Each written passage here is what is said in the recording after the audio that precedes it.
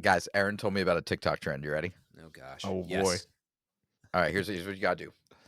What you're gonna do is you're going to breathe out all the air in your body, like completely out, and then try to yell. Oh, I can't yell. My kids are sleeping, and I'm in my kitchen. It's not gonna be a problem. Trust me. It's not gonna- Okay. Joel, would you like to start off? I'll give it a go. You gotta breathe all the air out. Just push it all out, and then try to yell. This feels so silly. All right, here we go. I'm laughing too much. Hang on. All right.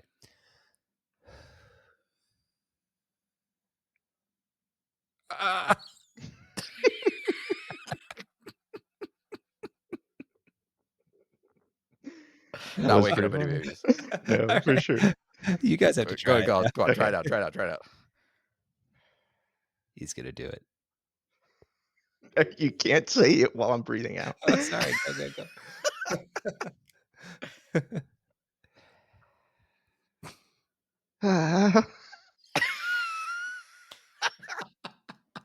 All right, let's be fair.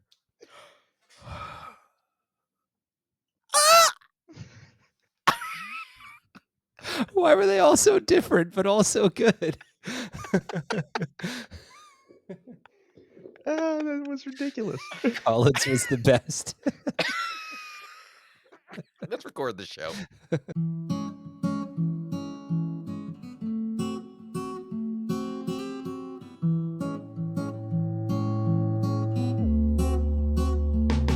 Welcome to Stop Wasting Your Wine, a wine review podcast where we waste our wine so you don't have to. On this episode, we review A red wine from France. a red wine from France. Gentlemen, let's go ahead and pour it while I tell the people at home what we're going to be doing today. So first of all, thank you so much for joining us again here on the Stop Wasting Your Wine podcast. So happy to have you back on this one. Doing things a little bit different. If you've been a long-time listener, you know we're a little bit of a reverse mullet. Okay, we do a little bit of the fun up front, and then we get serious in the back. That's sometimes that seems a little off kilter, right? So we're gonna That'd be a do the terrible proper, haircut. Yeah, it really would be. We're gonna spin that around, do the proper mullet today. We're gonna do a little business in the front, put the party in the back. But the whole thing really, I mean, is a party, wouldn't you say? By the way, I should mention, as always, though, one thing that's not changing is I'm joined by two of just the best people that I know, Aaron and Colin. Hello, gentlemen. Hey, Joel. Hey, Joel. I'm glad to see Aaron stop bleeding. Yeah. Oh my God. Are you doing okay over there? So, listener, fun fact, as we're getting ready for the show, I was adjusting the lights and I brought my elbow down on, thank goodness, a empty wine glass, because that would have been a double tragedy, and gashed the back of my elbow open.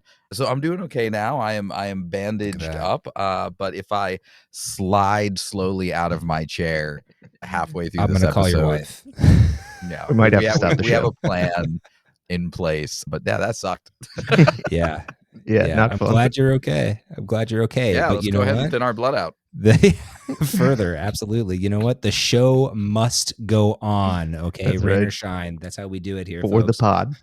For the pod, for T-Pod. For the pod. So, on today's episode, we're going to talk a little bit about this wine that we're going to be drinking today. We're going to open it up. We're going to jump right into our initial thoughts here. We're going to do the classic smell, taste, talk a little bit about the wine. Then after that, we're going to play a little bit of everybody's favorite game, Where's the Lie? So that'll be a lot of fun. Yeah, I usually crush at that Excited game. about that game. Yeah, me You too. do. It's one of the only ones that I ever win. It's my timing. I swear it was a network issue last time. I feel better about it right now. I did the old unplug, replug. Front loading the excuse. So, Good for you. Good for you. It's a See, popular hopefully- strategy right now. Hopefully his network is full speed today. Yeah, we'll see. After that, we're going to go ahead and learn something and then give our official review. So that's the plan for today. Before we get into all of that fun, we know we're drinking a red wine from France. So Aaron, can you tell us a little bit more about this wine? Yeah, I am excited. So this is a wine from the Château de Chantegrive. It's a 2020 Bordeaux. It is 60% Merlot and 40% Cabernet Sauvignon from the appellation of Grave. Grave. Thank you. From the appellation Grave It is a 14.5% ABV, which we got for about $25 at Total Wine. Funny story on the Okay. price. Joel and I actually got it on sale for We did. an even $19.99. So Ooh, nice. yeah, Nice. love a good Really deal. good. And you guys have to stop killing me with these 14.5 percenters. Like, geez. Yeah. Hey. Yeah, another big boy here They're so today. good though. I mean, it was kind of Also- part of why I picked it, not the 14.5%, but the price. We've Yeah. been doing so many like $13, $15, $17 wines. Yeah. And not like $25 is breaking the bank or anything, but I wanted to get us back up, and I wanted to, you know, we've been bouncing around some good regions. I'm like, let's do a red, let's do a blend from Bordeaux and get in there and see if we can find like a really good quality Bordeaux for under $30. I love it. Well, we all have our wines open. Cheers, you guys. Let's go ahead and actually get our noses in there and start talking about this wine.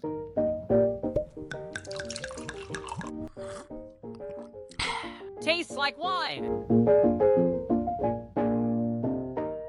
All right. So, hey, Colin, what are you getting? Super interesting that the blend is Merlot heavy, since we're on the left bank, which is usually where you'd see Cabernet heavy wines. So that's a pretty interesting just fact about this wine right off the bat.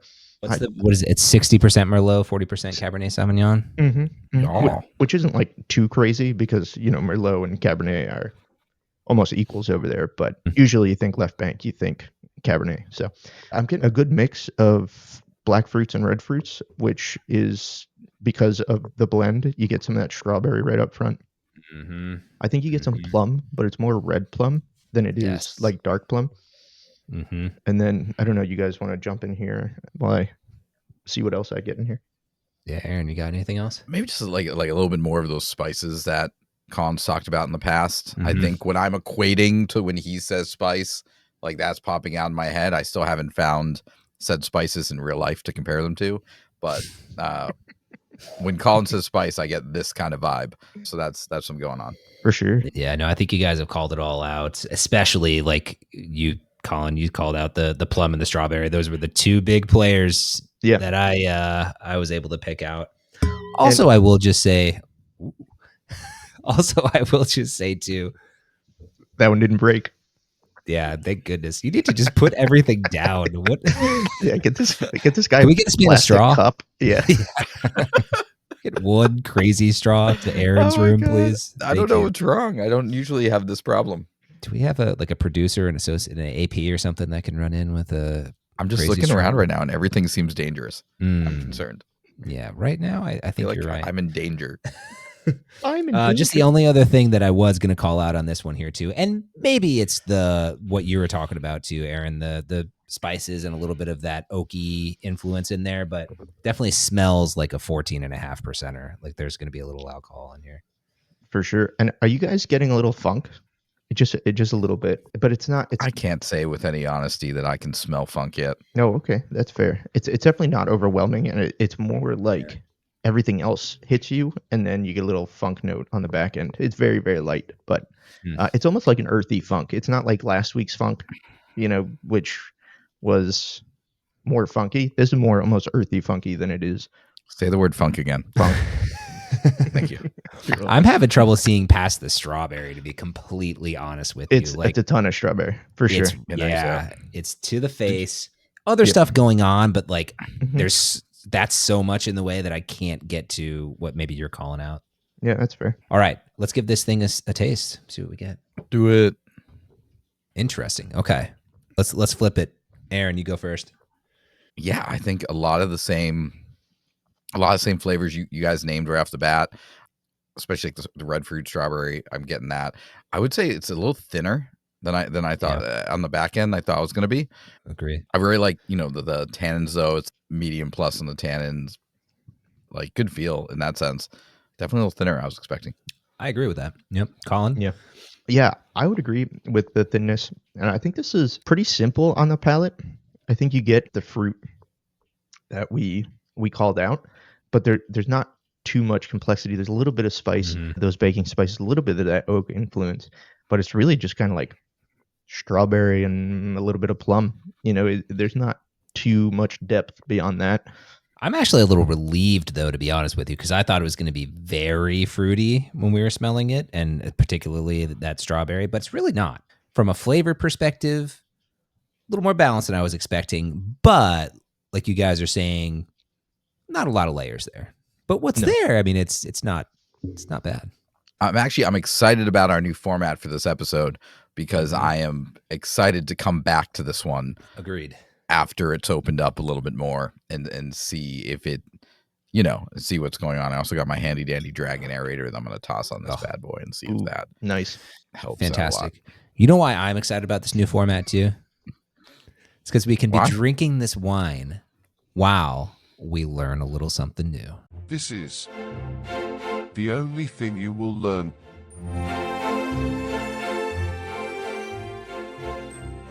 Been a long time since we've talked about Bordeaux as a region, so I just wanted to go over a little bit of what to expect out of the region of Bordeaux, specifically Grave, which is where we are, and then a little bit about the flavor profile and what can you expect out of wine from the Bordeaux region. So, as I mentioned, we're in the left bank of Bordeaux.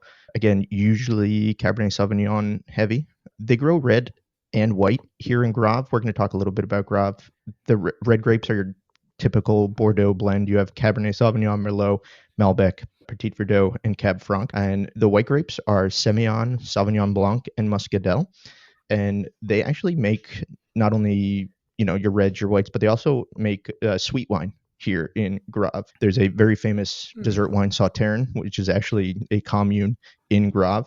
So these wines often see some oak, both the reds and the whites. What can you expect out of Bordeaux wine? I'm going to stick to the red wine because that's what we're enjoying this evening. You can look for notes of black currant, some black cherry in there as well, plum, as we said we found in this wine. That usually comes from some of those Cabernets, but then you have some of those red fruits with their Merlot.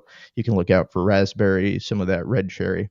You're going to see a lot of those secondary notes with the oak influence. So look for tobacco and leather and vanilla and all those spices.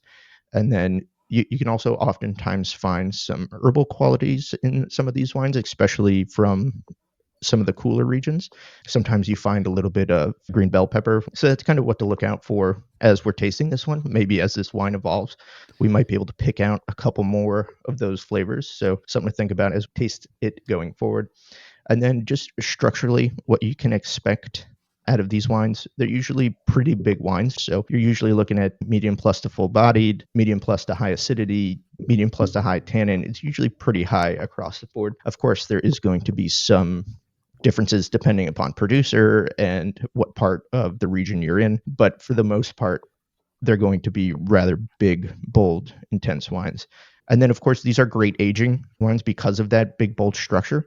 So when you think about what helps a wine age, you either need sugar, acidity, or tannin. And a lot of times these wines are going to have a lot of acidity and a lot of tannin. So these are great aging wines.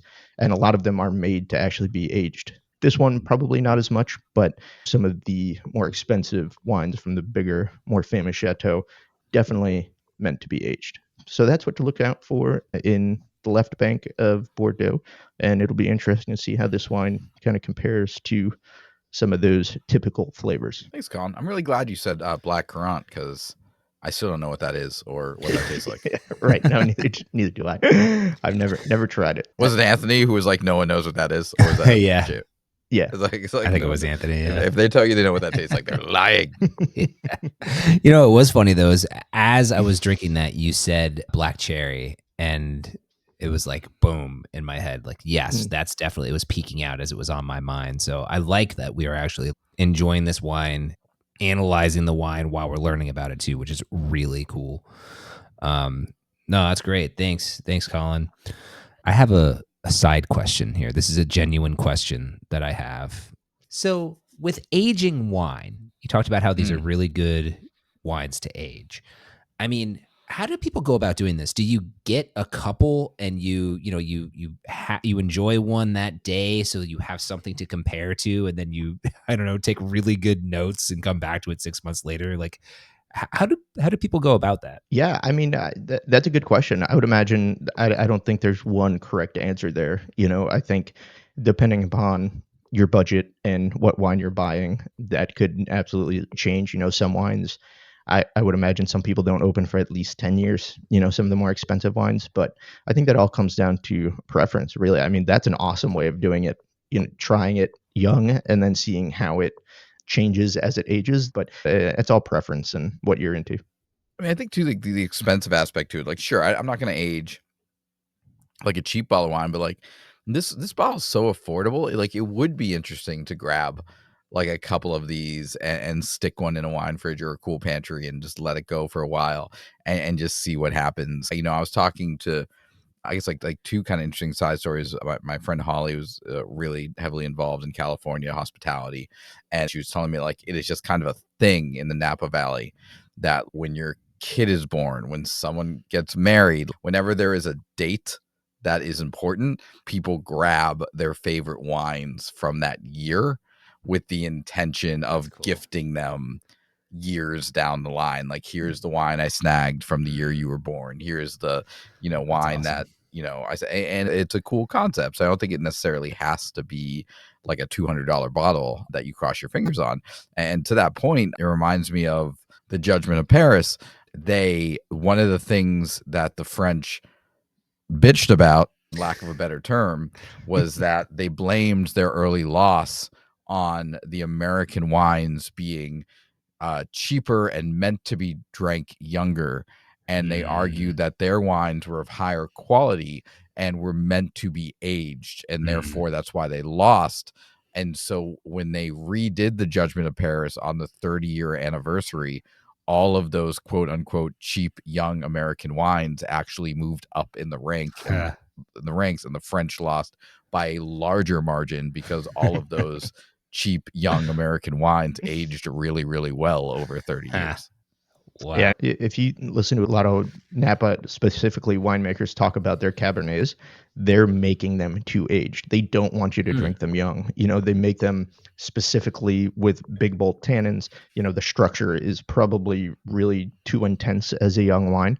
So they're hoping you lay those down for a couple of years so they can kind of mature and even out a bit. Gotcha. Very so cool. And in my head, it's all about originally, I guess it was all about kind of the comparison and seeing how things evolve over time. But I guess it's really it's more about just treating the wine the way that it should be so that you can enjoy it properly when it's ready and just enjoy that experience. So interesting. Okay.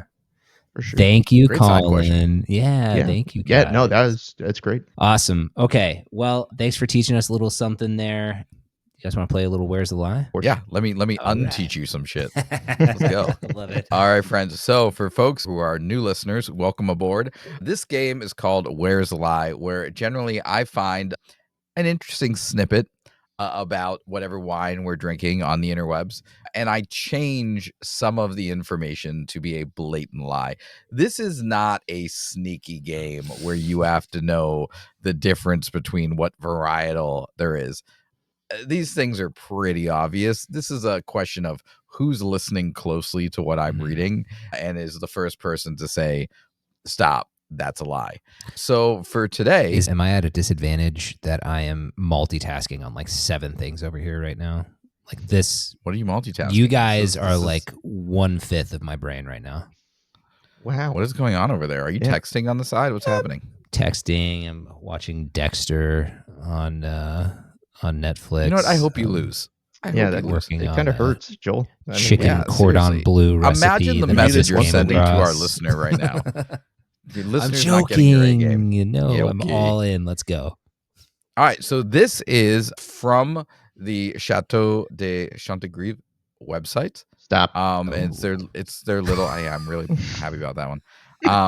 It's Wait, just that's their, it's just negative their 1, little right? like, hey, this is their little snippet about them. Okay, so listen closely, gentlemen. Here we go. Château de Chantegrive is located in Podensac in a beautiful Egyptian-like Stop. setting. Ooh, that was Joel. Italian-like setting overlooking acacia trees and vines typical of Grave appellation. The south-facing vines are surrounded by 2,000-foot-high stone walls. God Ooh, damn it. Joel again. Oh, shoot. Way to go. The south-facing vines are surrounded by low stone walls, soak up the warm sunlight on beautiful summer days. There are river stones ranging in color from pink to Stop. psychedelic green. Oh. Ooh. That's probably I didn't even say anything right there. Yeah, I would give myself -1 because I stopped you at pink. So if pink is You true. stopped me at pink. Yep. Ooh. Thank you for your honesty. You're welcome. Wow. But finish your thought, Colin, because I think Well, you stopped yourself. psychedelic green is obviously the false portion of that. Great. So congratulations, Colin. I'm going to give you the negative and the positive. So you're still at 0. All right, Congratulations. I'll take that. I'm cool with that, by the way. Yeah, Not that it I figured matters, Joe would be. but, yeah. I didn't think Joe would waste his challenge flag on that one. Okay. Cool. So Joel is up 2-0. From pink to beige on the vineyard's fine sandy soil. This place sounds delightful. It does by the sound way. lovely. It does sound really Just- nice. Yeah. I would love to check it out. In autumn, one can hear the sound of murderous screams Stop. as well as. Yep. You're way behind. Colin's like, I'm cool with murderous screams. He's like, That's whoa, how they wait, make let's good see where grapes. this is going. In autumn, one can hear the sound of secateurs as well as pickers singing. I had to look up secateurs. I did look Joel them. helped me. It's the Yeah. pruners, the little pruner tools. They call them secateurs. To be fair, I did Secateurs. not. I was not aware of Succotash? that term. Yeah, I either. was gonna say stop when you said secateurs because I don't. Yeah. Yes, I'm not making up words in this game, guys. Like this is cool. Grape bunches fill up crates as people tease one another and talk about their fantasy football teams. Stop. That was Colin. Thank you. Good job. Uh, Okay. This is literally what it says, guys, word for word. The crates as people tease one another and talk about their lives. This is I very was charming. This was This going is to stop very you at charming. tease, but then Yeah, I was but like, That's let's the hold. low hanging fruit for me. Yeah, yeah. All right. It is 3-1, Joel. Okay. Colin, you can still win, but you Oh, got to be okay, on good. point. Here we go. Okay. There's still time. Locked. Chantegrive is a dream that knows no frontiers. Created in 1301 Stop. Henry. Joel is on point. All right, Joel got that one. Created He did that. in 1966. So, Oh, wow, in fairly the young. grand scheme Yeah. of, European chateaus, not super old. Mhm. By Henri and Francois Levesque. Hey, those are 3 French names in a row that I think I nailed.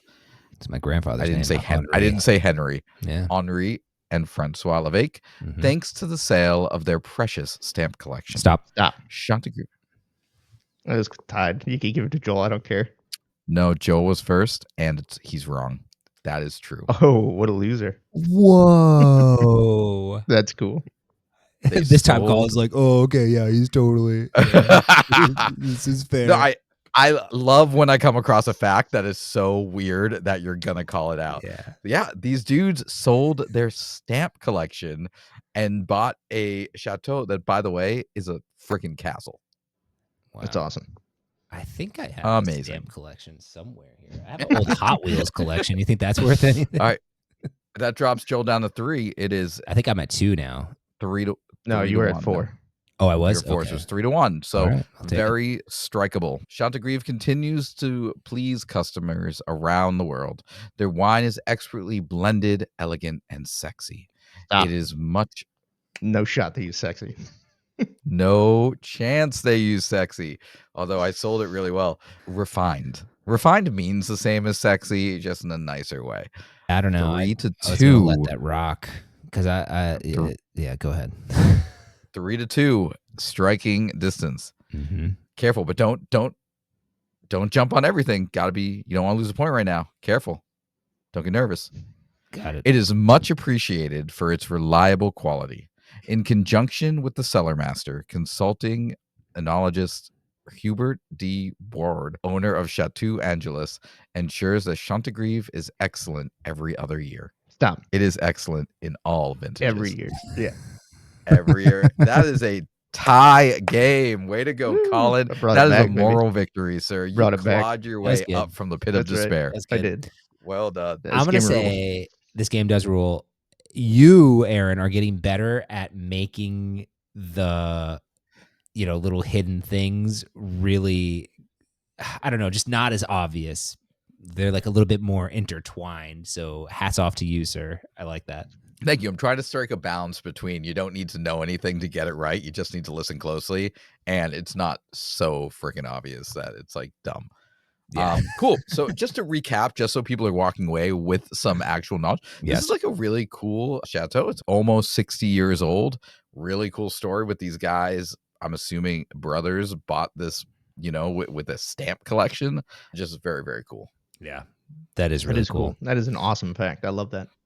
Yep. And not that long ago, too. I mean, this was 50 years ago that they were able to make that transaction somehow. Like France was already a tough place to get into, and get a piece of land. So pretty incredible. That must have been some kind of stamp collection. My Yeah, God. don't throw away your stamps, people. You too can buy a castle in France. My Like, Lord.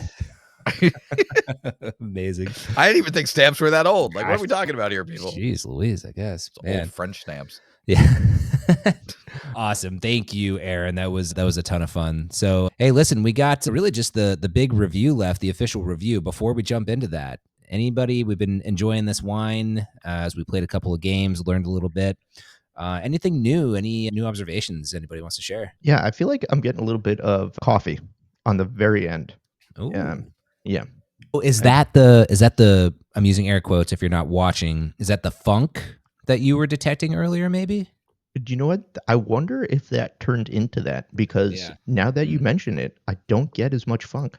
So I wonder if that over the course of this conversation has changed from unnoticeable funk to coffee. But that's a really good point, Joel. I mean, it's definitely opened up a bit. Like, I feel like when we first poured, the aroma wasn't as bold as I thought it was going to be pouring this. Like, I thought it was going to be a lot more in our face. And, there was a lot in there, but you had to work for it. Like, it's not like wafting out of the glass.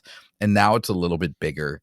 I don't know about you all, but it's like, it's definitely feeling a little bit bigger too in the taste. I don't know. I'm getting a lot out of this now. Definitely something you want to open a while before you pour. Yeah. I would say that I don't know if there's too much more depth, but the flavors that are there have become more intense. To me, it's the balance somehow. Like things have evened out. You're right, though. I don't think it's gotten any bolder or more complex or anything like that. But I do think that the journey is making a little bit more sense with this one. For sure. Absolutely. And I will say this, one more thing I'll name about the structure. This is a dangerous wine.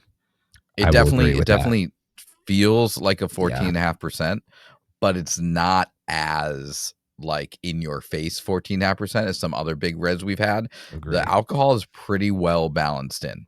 Yeah. So like this is a wine that if you're not careful, you can keep pouring glasses of this and all of a sudden be taking a nap. Like this is the alcohol here is sneaky. I agree. Would agree. All right, gentlemen, let's go ahead and roll into the review. Yeah, but did they like it? It's time for the review. All right, so as this is Aaron's pick, we will let you go last. Colin, go ahead and hit me with your placement of this Château de Chantegrive Bordeaux blend from 2020. Again, 60% Merlot, 40% Cabernet Sauvignon from Grave, 14.5% ABV. Where are you putting it? The format of the show is interesting because it has definitely creeped its way up my ranking list. Before, this was a probably lower counter wine, and it has gotten to probably the front of the counter wine. I don't think I'm going to put it on the kitchen table, only because the retail price is $25. It's not very complex. It's pretty well balanced, but for $25, I was definitely hoping for a little bit more as far as the flavor profile was concerned. But I mean, it's a drinker. It's absolutely one you could just pop open if you were cooking, put this one on the counter. I'm enjoying it, but I don't think it quite hits the level of kitchen table wine. I think I'm in the same realm as you, but I think I'm going to go ahead and notch it up just slightly to the back of the kitchen table. Part of the reason for me doing that is I'm looking back on my last couple of placements as well, and I think I'm enjoying this more than I've enjoyed some of the last couple of things that we've had. Particularly, I'm thinking of last week too, and I believe I put that on the edge of the kitchen table. So I can't, in all good consciousness, not put this up there. So yeah, to me, I mean, it is, as we've said, not a whole heck of a lot going on, but I think that's okay. And what is going on here are things that I think are quite enjoyable. Again, that balance that it found, the fact that we were able to come back 20 minutes later and find a couple of cool new things about it and all kind of agree that it had moved its way up a little bit, I think is pretty cool. So going on the sort of the back of my kitchen table, but enough to where I think this is great, would share with my friends. Yeah, I think if this wine was $18 regularly and not $19 on sale, this Mhm. would be an absolute kitchen table wine. But I think for Mhm. me, the price is what keeps it off the kitchen table because we've had some $25 wines that have been outstanding. So it doesn't quite reach that, and I think it really just comes down to value and price. Fair enough. Fair enough, Colin. All right, Aaron, this is your wine. What do you got? I'm stuck in a really funny place because when I think about counter wines, I think about wines that I just want to like grab and have. And I actually don't want to spend like $25 on a counter wine, which is kind of like funny, but this isn't a closet wine, right? So I'm actually kind of in this weird place where like the cost of the wine is actually making me lean towards the kitchen table because, which I know it doesn't make any sense, but I'm Correct. enjoying it too much Yeah, to say, that's backwards actually. I know. And that's okay. No, I'm enjoying it too much to say this is just a counter wine. Like I am enjoying it. I like it. I understand 100% what Colin's saying about wanting more complexity out of Yeah, it. And I think some definitely. people don't want a ton of complexity necessarily. Sometimes you just want like a yummy wine. And this is just a good blend and there's nothing offensive about it. It's pretty tasty and I'm probably going to pour another glass after this. And in the grand scheme of what is a quote unquote expensive wine, $20 to $25 still isn't it. And so while we know like comparatively, we know there are other good wines out there for a lower price point that may be better, I still think this is a pretty good wine. And I think that if I wanted to talk about Bordeaux, talk about this really cool story, bring this wine over to a friend's place, like I think this would be a totally acceptable share with others kitchen table wine. All right, so we've got 2 kitchen tables and 1 counter wine for this one. So, I think still pretty safe to go ahead and say, unless anybody disagrees, not a waste of your wine. I'm looking at No. Colin for any So dissenting okay, eyes. I Okay, would not let's say talk it's a about it. waste of your wine, but it's close. And again, I go back to price.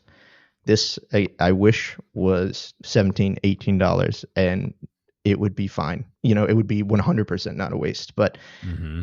for $25, not that I wouldn't drink this again, but am I rushing out to buy this again at $25? Probably not. Is it really tasty? Yeah, but I want something more than just really tasty at $25. So I But don't. if you're walking, a let me ask you value this: if you're situation. walking through Total Wine and you see this bad boy on sale for $19.99 again, is the wine bottle that you'd possibly grab just to have?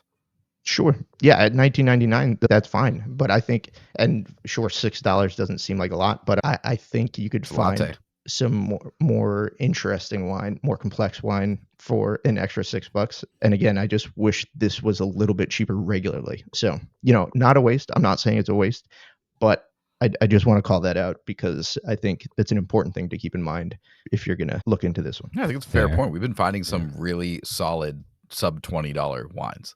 Mhm. Like we're finding some killers under $20, which I'm sure there's some real fancy people out there that don't listen to our podcast because that sounds crazy to them. But like it's a good point that when we start doing these comparisons, like the Baronia is still better, sitting at $18, and Yeah. like it'll stand there and just keep knocking other things down until someone touches it. But it will always be, it's gonna be so long. It's It's crazy. really weird when something finally beats it.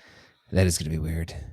All right. Well, almost a dissenting vote, but I think it's just barely unanimous that this is not a waste of your wine. So stop wasting your wine, community. Go ahead. You have our stamp of approval. Our go ahead to give this a try. The Château de Chantegrive Bordeaux blend from 2020. Give it a shot. And if you do, and you have your own opinion you want to share with us, we'd love to hear about it. Aaron, tell the listener how they can let us know what they think. Yeah, please hit us up on Instagram at Stop Wasting Your Wine. We love it there. So many cool people.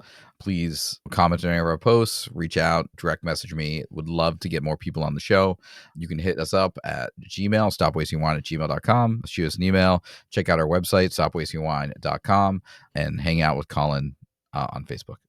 No, let's hang out with Colin on YouTube. Oh, Hang out with calling it YouTube, which is so much cooler So than much cooler. Facebook, It's pretty cool. and posting shorts on there and all sorts of cool things. All right. Well, thank you so much for joining us again for this episode. We appreciate you coming back. By the way, if you are listening to us right now and you haven't subscribed to our show on whatever you're listening to us on, please go ahead and do that. We'd really appreciate it. So until next time, thanks for stopping by. And remember, stop wasting your wine. Bye, y'all. Bye.